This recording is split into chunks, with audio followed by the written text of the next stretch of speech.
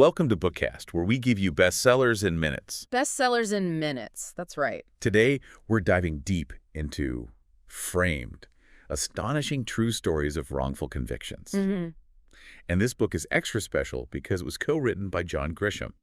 The novelist. Yes, the novelist John Grisham. Very famous. And Jim McCloskey, Who was he? who founded Centurion Ministries. Right. And Centurion Ministries is all about exonerating the wrongly accused. Yeah. So these guys team up, and they cover 10 different cases in this book. Oh. Covering 23 people who were wrongly imprisoned. And not just in prison for like a short period of time either. We're talking sometimes decades. Yeah, exactly. Some of them were in prison for decades. So Grisham, with his storytelling background, and McCloskey with his experience in exonerating people, it just makes for a Powerful combination. really powerful combination. You get the legal stuff from McCloskey, but then Grisham can really like make these stories come alive. Yeah, he knows how to keep you on the edge of your seat, even though you kind of know how it's going to end. Yeah, he's dealing with real life stuff here. It's not like It's life nightmares. exactly. It's crazy. It is. So the case that really jumped out at me at the beginning was the Norfolk Four. Yeah, the Norfolk Four. You've got 4 Navy sailors who confessed to this brutal crime, but from the get-go, something just felt off about it. Right. What was it about the evidence that made you question their guilt? I think it's the nature of the crime itself that's so disturbing. It was a rape and murder, right? Yeah, the rape murder of a young woman. So you can imagine the pressure on the police to solve this case. Intense pressure. Exactly. They wanted to get somebody. And when you look at the so-called confessions from these sailors, They just didn't add up. they're full of holes. There are inconsistencies. There are details they couldn't have known unless... Unless they were fed the information. Right, unless they were told what to say. But even with those problems, those confessions were enough to get them convicted. That's terrifying. And the thing is, these guys were young, I mean, barely adults. Right. And they were interrogated for hours and hours, deprived of sleep, Oh, crap. threatened with the death penalty. I mean, I can't imagine. can you imagine the pressure they were under? No. To just say anything to make it stop? So they just break down. And they confess to something they didn't do. It's crazy how that can happen. And you know what's really telling? What? The DNA evidence later on, Oh, yeah. What about that? it not only excluded these 4 sailors, It pointed to somebody else. it pointed right to a guy named Omar Ballard, who actually had a history of similar crimes. So the real perpetrator was out there the whole time, Yeah. while these 4 innocent guys were... Locked up. Yeah, it makes you wonder how many other confessions are out there Right. that were coerced. Exactly. How many people are in prison right now based on confessions that were basically beaten out of them? It's scary to think about. So what happened to the Norfolk Four after they found the real guy? You would think they would just let them go, right? Yeah. It wasn't that simple. Really? It took years of legal battles. They didn't even get full pardons, which meant... So they still had these convictions on their record? Yeah, they were released, but it wasn't like, oh, we're so sorry, we made a mistake. Right. No apology. It was more like, okay, fine, you can go now, but you're still kind of guilty. That's awful. So it's hard to find jobs, rebuild their lives. Of course. And one of them, Joe Dick, he struggled a lot with PTSD. The trauma of that experience never really went away. Makes sense. I mean, It's like a wound that never fully heals. yeah. It makes you question, like, how do you even begin to make amends for such a massive failure of the justice system? You can't put a price on years of your life lost, right? Exactly. And that's a question that comes up again and again in Framed. Yeah. The book really highlights the lasting damage. Yeah, even when innocence is finally acknowledged. Right. It's not like everything just goes back to normal. No, not at all. The scars remain. Well, from the Norfolk Four, the book shifts to a case that just screams racial prejudice from the start. Clarence Brandley. Oh, yeah, Clarence Brandley. He was a black janitor in a Texas high school. Accused of raping and murdering a white student. What were some of the initial red flags in that case? For me, it was the whole investigation. It was a classic example of tunnel vision. What do you mean? The police zeroed in on Brandley almost immediately. Really? Like they had already decided he was guilty. Without even looking at other possibilities. Exactly. They ignored other potential suspects. Wow. And they twisted witness statements, manipulated evidence. To fit their narrative. Yeah, to make Brandley look guilty no matter what. It's like they were trying to build a case instead of finding the truth. Exactly. And the book talks about something called judge shopping. in this case. Oh, yeah. I'm not really familiar with that term. What exactly does that mean? Basically, it's a tactic that prosecutors sometimes use. Okay. They try to get a case heard by a specific judge. A judge they think will be on their side. Exactly. Someone they think will be more likely to rule in their favor. So they're manipulating the system to get the outcome they want. Yeah, it's pretty messed up. And in Branley's case, the district attorney actually requested a change of venue. Wow. And they got the case moved to a judge who was known for being tough on black defendants. So they were stacking the deck against him from the very beginning. It's a clear example of systemic bias in the legal system. And it makes you wonder how often this happens. Probably more than we'd like to think. So you have this biased judge and then an all-white jury. Right. And they vote to convict Branley, even though the evidence was flimsy. Yeah, it's unbelievable. How could anyone look at that evidence and say, yeah, he's definitely guilty? It's like their minds were already made up. Yeah, the power of prejudice is a scary thing. It could completely cloud judgment. And it's hard to imagine the pressure those jurors must have felt. To conform, yeah. Especially in a racially charged environment like that. It's like they were more afraid of going against the grain than of sending an innocent man to death row. And that's exactly what they did. It's heartbreaking. And, even after all that, even after years on death row facing execution, Right. it took new evidence and the tireless work of his attorneys to finally get him exonerated. Yeah, it was a long and arduous process. And even then, even after being cleared, he still faced discrimination. Trying to find work, rebuild his life. It just shows that a wrongful conviction isn't just a legal matter. It's a personal tragedy. With deep and lasting consequences. So we've talked about coerced confessions. We've talked about racial bias. Right. Now, Framed takes us into the world of flawed forensic science with these guys, Dr. Stephen Hain and Dr. Michael West. Oh, those two. They pop up in so many wrongful conviction cases. Yeah, their names are like synonymous with bad forensic science. So what was it about their work that was so problematic? Well, first of all, just the sheer volume of cases they were involved in is mind-boggling. Yeah, the book mentions that Hain was a pathologist in Mississippi, and he was performing an insane number of autopsies. Way more than any one pathologist should be doing. Right. It's like he was running a factory or something. It's like he was more concerned with speed than with accuracy. Which is terrifying when you're talking about life and death situations. Exactly. And then you've got West, the so-called bite mark expert. The book says that bite mark analysis has been widely discredited. Totally debunked. But he built his whole career on it. It's unbelievable. How could he get away with that for so long? Well, I guess part of it was that there wasn't much oversight or regulation in forensic science back then. Right. It was the Wild West of forensics. There weren't enough qualified people to do the work, so guys like Hain and West could step in. And no one was really questioning their methods. So they were capitalizing on a system that was ill-equipped to challenge them. Basically. And the sad thing is they sent a lot of innocent people to prison. Based on junk science. Yeah, based on their own flawed interpretations and opinions. The book highlights the cases of LaVon Brooks and Kennedy Brewer. Oh, those are heartbreaking cases. Both wrongfully convicted of murdering young girls. Based largely on Hain and West's testimony. And these guys spent years in prison before DNA evidence finally cleared them. It's just sickening to think that they lost years of their lives because of these two. And the real perpetrator was out there the whole time. Right, a guy named Justin Albert Johnson, who eventually confessed to both crimes. So what was it about the evidence against Brooks and Brewer that was so problematic? Well, bite mark evidence played a big role in both cases. Right. West testified that the bite marks on the victims matched Brooks and Brewer. But later analysis showed that those marks weren't even bite marks at all. So he was just making stuff up. Basically. And even if they were bite marks, the whole science of bite mark analysis is so subjective. Right. It's not like DNA evidence. No, it's basically just one person's opinion.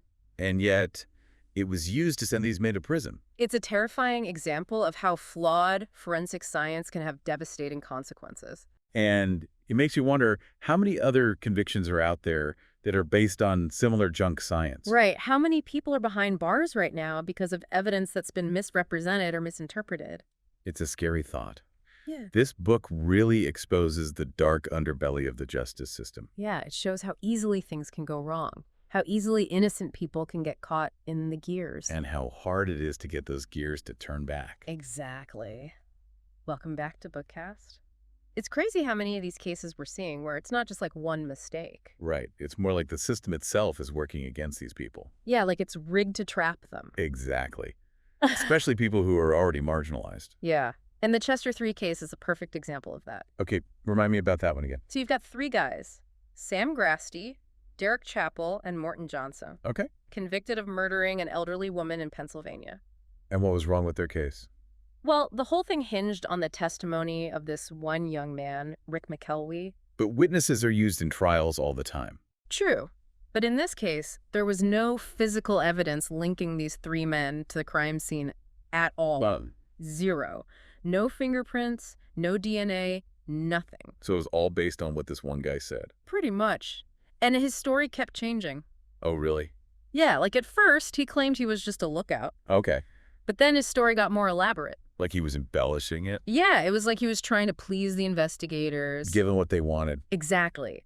And later on, he admitted that the police had threatened him. To get him to cooperate. Yeah, they said they'd charge him with murder if he didn't play ball. Wow, that's intense pressure. He was young and scared, facing a possible life sentence. So he pointed the finger at these other guys. To save his own skin, even if it meant sending innocent men to prison. It's a classic example of how coerced testimony can completely derail a case, Totally. And the crazy thing is the jury believed him. even though his story kept changing. Yeah, the prosecution painted him as this remorseful accomplice. Trying to make amends. Exactly. And sadly, it worked. The Chester 3 were convicted and sentenced to life. Man, that's just wrong. But at least they were able to expose his lies eventually, right? Thankfully, yes. Years later, DNA testing was done, and it excluded all 3 men. So it pointed to someone else. It pointed to an unknown perpetrator, someone who wasn't even on their radar. So the DNA proved they were innocent. But even then, the prosecution still fought to keep them locked up. Seriously? They didn't want to admit they were wrong. Wow. It's like they were more interested in protecting their conviction than in finding the truth. It's a scary thought to think that prosecutors can be so blinded by their own biases. Yeah, it makes you question the whole system. It definitely highlights the need for more accountability and transparency. Speaking of accountability, let's talk about the Savannah 3. That's another one that really gets to me. Yeah, this case just reeks of racial bias. Right from the start. So remind me what happened there. It was a drive-by shooting in Georgia, Oh. and 3 Army soldiers, Mark Jones, Kenneth Gardner, and Dominic Lucci, were accused. And they were innocent. Completely. The whole investigation was a rush job. Why? There was a lot of public pressure to solve the case quickly. The victim was black, right? Yeah, Stanley Jackson. And the fact that the suspects were white soldiers. It just added fuel to the fire. Exactly. The police were under immense pressure to make an arrest to show that they were taking it seriously. But did they have any real evidence against these soldiers? Very little. They basically relied on the identification of one single eyewitness, Tony White. And he was sure it was them. That's the thing. He wasn't even sure if the men he saw were white or black. He couldn't even tell their race. Nope. But the police just ignored that. They were so focused on getting a conviction. They just wanted someone to pin it on. And the fact that these were white soldiers accused of killing a black man in a racially charged environment. It just played into the narrative they were trying to create. Exactly. It was a story that fit their preconceived notions. But the story wasn't true. No. And years later, it came out that the prosecution had actually suppressed evidence. What kind of evidence? A police report detailing similar crimes committed by other individuals. So other people were doing similar drive-by shootings. Yeah, and these other suspects were white men targeting black victims. The same MO. Exactly. But that report was never given to the defense. Wow. So they deliberately withheld information that could have helped these soldiers. It's a clear-cut case of prosecutorial misconduct. And it cost these men 26 years of their lives. They were finally exonerated thanks, in large part, to Centurion Ministries. It's amazing the work they do. They really are lifesavers. 26 years, though. It's just unfathomable. It's a stark reminder of how broken the system can be. And how easily innocent people can get caught in the crosshairs. Especially when race and politics are involved. Well, let's move on to the case of Joe Bryan, the Texas high school principal. Accused of killing his wife. Yeah, this one seemed to be driven by a lot of speculation and prejudice. Oh, absolutely. The police had this theory that Joe was gay and therefore capable of murder. Wait, what? Just because he was gay? It's a ridiculous leap in logic, right? But that was their mindset. So they were basically profiling him. Totally. And they ignored all the evidence to the contrary. Like what? Like the fact that Joe had a loving relationship with his wife, Mickey, Right. and that there was no history of violence or marital problems. But they still went after him. Yeah, they were fixated on this idea of him being a closeted killer. So what was their so-called evidence? They made a big deal about a flashlight that was found in Joe's car. Okay. They claimed that there were tiny specks of blood on the lens. Blood from the crime scene. That's what they said. But later analysis showed that the specks weren't even blood. Oh, come on. It was like they were grasping at straws. They're trying to make something out of nothing. Exactly. And they also relied heavily on this blood splatter expert, Okay. who later admitted that his analysis was flawed. He recanted his testimony. Yep. Said that some of the techniques he used were scientifically unsound. So the whole foundation of their case was shaky. To say the least. But it was enough to get Joe convicted. It's mind-boggling how that can happen. It really shows how easily the system can be manipulated. So what happened to Joe? He spent years in prison fighting for his freedom. And did he ever get out? Eventually, he was granted parole. But he lost years of his life. And his reputation was tarnished. It's a tragedy, even though he was eventually released. It's a reminder that justice delayed is often justice denied. Well, let's shift gears now and talk about the Iberia 6. That's a case that really highlights the dangers of coerced confessions. Remind me what that one was about. So you had 6 black men in Louisiana Okay. accused of robbing and killing a convenience store owner. And were they guilty? No, they were innocent. So how did they end up getting convicted? The police used a lot of pressure to get confessions out of them. The same kind of stuff we saw with the Norfolk 4. Yeah, intimidation, threats, long hours of interrogation. And it worked. Unfortunately, yes. The men were young and scared. And they confessed to something they didn't do. Right. And their confessions were full of holes. Like inconsistencies and stuff. Exactly. And they contradicted the physical evidence. So it was clear that the confessions were forced. But the prosecution still used them to get convictions. That's messed up. It's a prime example of how the system can be rigged against marginalized communities. And what happened to these guys? 2 of them, Ronald Miller and John Collins, admitted that they had lied to protect themselves. But they didn't implicate the others. No, they refused to lie about that. Wow. So they were willing to go to prison for a crime they didn't commit. But they wouldn't falsely accuse anyone else. That says a lot about their character. It does. And their refusal to lie actually helped to unravel the prosecution's case. Really? Yeah. But it still took years of legal battles and the work of Centurion Ministries to get them freed. It's amazing how much power these organizations have. They're often the only ones fighting for the wrongly convicted. Well, let's move on to another case that's just full of injustice. Carrie Max Cook. Oh, that one's rough. Yeah, it's a classic example of how flawed forensic science and unreliable eyewitness testimony can lead to a wrongful conviction. Cook was accused of murdering his neighbor's girlfriend in Texas. And he didn't do it. No, he was innocent. So what went wrong? The prosecution's case was a mess. How so? They relied on questionable fingerprint evidence and a psychological evaluation that was totally bogus. A bogus evaluation. Yeah. And then there were these witnesses who later admitted to lying. They lied under oath. Yeah. It seems like the police coerced them into saying what they wanted to hear. So the whole case was built on lies. Pretty much. Yeah. And the book mentions this creepy psychiatrist, Dr. James Grisham. What was his deal? He was known as Dr. Death. Seriously? Yeah, because he was famous for diagnosing defendants as sociopaths and recommending the death penalty. That's terrifying. And he testified against Cook. Without even meeting him. That's right. He just looked at Cook's file and said he was a danger to society. It's unbelievable that someone like that could have so much influence over a trial. And it gets worse. The prosecution had DNA evidence, but they botched the handling of it. They messed it up. Yeah, they claimed that a blood stain matched Cook's blood type. Okay. But later testing showed that their analysis was wrong. So they got the blood type wrong. Yep. And they never even tested the semen that was found at the crime scene against Cook's DNA. It's like they were deliberately trying to frame him. It's hard to see it any other way. But thankfully, the truth came out eventually, right? Yeah, after years of legal battles, Cook's attorneys finally got the court to order DNA testing. And what did it show? The semen didn't belong to Cook. So they had the wrong guy all along. And they knew it. It's just unbelievable. But the real kicker is that the DNA pointed to another suspect, a guy named James Mayfield. Who was he? He was a university professor who had been obsessed with the victim. So the real killer was right there under their noses the whole time. It's a classic example of how tunnel vision can blind investigators to the truth. Well, at least Cook was finally exonerated. Yeah, but he spent years on death row. I can't even imagine the psychological trauma. It's a reminder that even when the system gets it right in the end, the damage can be irreparable. Now, let's talk about the case of Todd Willingham. Oh, that one is just devastating. It's the one where the guy was executed for a crime that he probably didn't commit, right? Yeah, it's a prime example of how outdated forensic science can have fatal consequences. So what was the story there? Willingham was convicted of murdering his 3 young daughters in an arson fire in Texas. Okay. And the fire investigators claimed that the fire was deliberately set. But they were wrong. The science they were using was outdated and unreliable. Like what kind of stuff?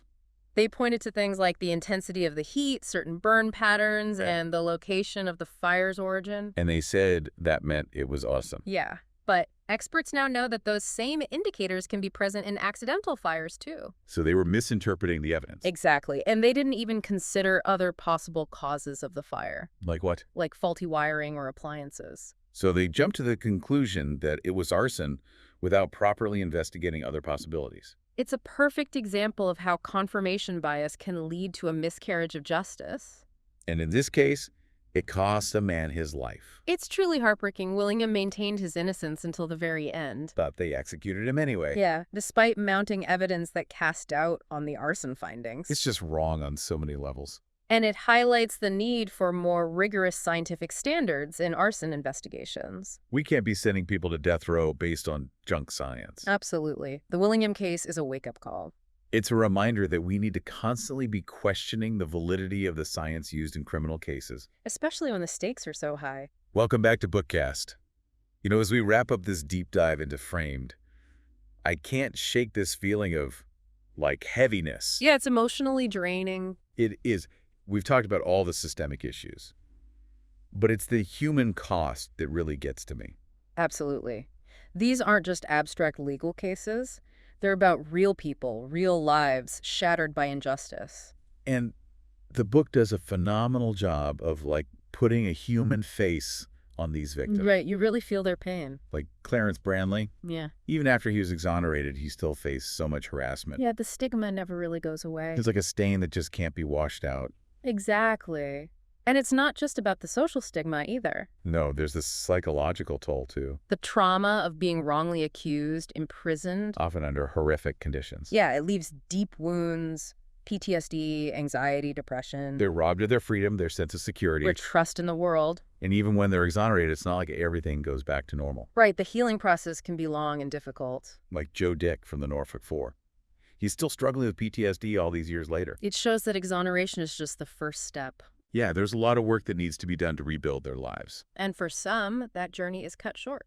Like Todd Willingham. Executed for a crime he likely didn't commit.